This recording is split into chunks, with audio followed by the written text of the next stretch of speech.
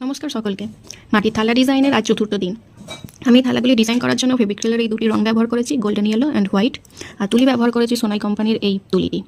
তো আজ আবার এটি নিয়ে বসার কারণ, যার অর্ডারের এই থালাটি ছিল তার এই মাঝের পোর্শনটি, এই মাঝে যে ফাঁকা জায়গাটা, এটা ভালো লাগছে না, এটাতে কিছু একটা করে দিতে বলেছে। তো তার জন্য আজকে আবার এই থালাটি নিয়ে বসা।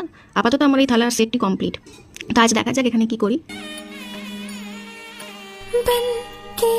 तितली दिल उड़ा उड़ा उड़ा है कहीं दूर।